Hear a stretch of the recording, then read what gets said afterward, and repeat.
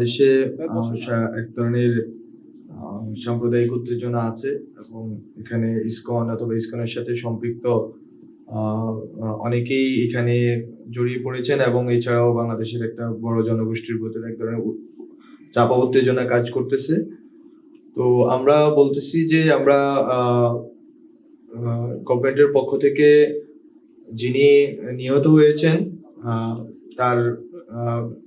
সেই বিষয়ে যেই মামলা চলমান আছে, দুটি মামলা হয়েছে, আরো মামলা হওয়ার কথা রয়েছে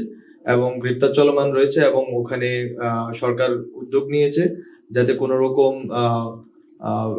যারা এখানে পারপেট্রেটরস আছে তারা যেন কোনোভাবে ছাড় না পায়। এছাড়াও এখানে এই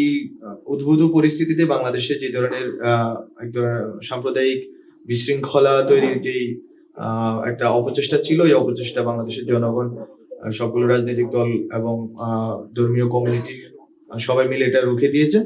এবং এই ক্ষেত্রে এই বাস্তবতায় গতকাল বিএনপির নেতৃবৃন্দ আমাদের ডক্টর মোহাম্মদ ইউনূস স্যারের সাথে দেখা করেছেন এবং আজকে জামায়াত ইসলামের নেতৃবৃন্দ দেখা করেছেন। তো ওনাদের দুইটি দল থেকে আমরা যেটা বক্তব্য পেয়েছি সেটা হচ্ছে মূলত এক ধরনের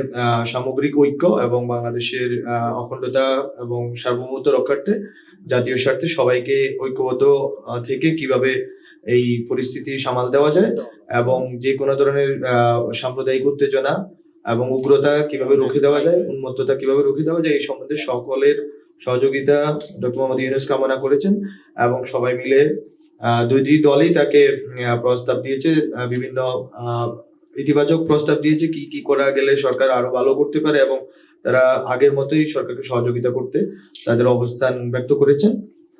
আর এছাড়াও আমরা যাতে বাংলাদেশে আগামী দিনে যাতে কোনো ধরনের সাম্প্রদায়িক শৃঙ্খলা অথবা কোনো ধরনের উন্মত্ততা না তৈরি হয়, সেজন্য আমরা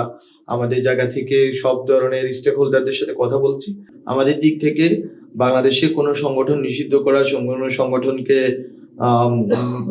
কোনো সংগঠনকে নিবন্ধন বাতিল করা বা যেই ধরনের আইনি উদ্যোগেই হোক না কেন, এটা নির্দিষ্ট প্রক্রিয়া অনুসরণ করে এবং তদন্ত সাপেক্ষে আমরা এটা করতে চাই যাতে কোনো কোয়ার্টার্সে কোনো ধরনের অনিশ্চয়তা এবং সংকট না তৈরি হয়। তো এটা আমরা নিশ্চিত করব যাতে হচ্ছে সুষ্ঠু তদন্ত এবং সম্পৃক্ততা পাওয়া গেলে আমরা সেই ক্ষেত্রে ব্যবস্থা নেওয়ার ক্ষেত্রে আমরা মনে করি যে আমাদের অ্যাডভাইজারি কাউন্সিল আলোচনা সাপেক্ষে এটা আমরা সিদ্ধান্ত নিব। আর দ্বিতীয় বিষয়টি চিন্ময় কৃষ্ণ দাসের বিষয়ে আমাদের অ্যাডভাইজারি কাউন্সিলের অনেকেই ইতিমধ্যে বলেছেন ওনার বিরুদ্ধে স্পষ্ট একটা অভিযোগ আছে। যে মামলায় ওনাকে গ্রেপ্তার করা হয়েছে ওই অভিযোগেই ওনাকে গ্রেপ্তার করা হয়েছে, এটা খুবই স্পষ্ট এবং এটা বারবার রিটারেটেড করা হয়েছে এবং ওই অনুযায়ী ওনার মামলা চলমান এবং এটা বিচারাধীন বিষয় এবং ওনার যেই কোর্টে বিচার চলতেছে ওই কোর্টের কাছে এটা ন্যস্ত আছে, ওনারাই ডিসিশন নেবেন যে এটা কিভাবে এটা প্রসিডেড হবে।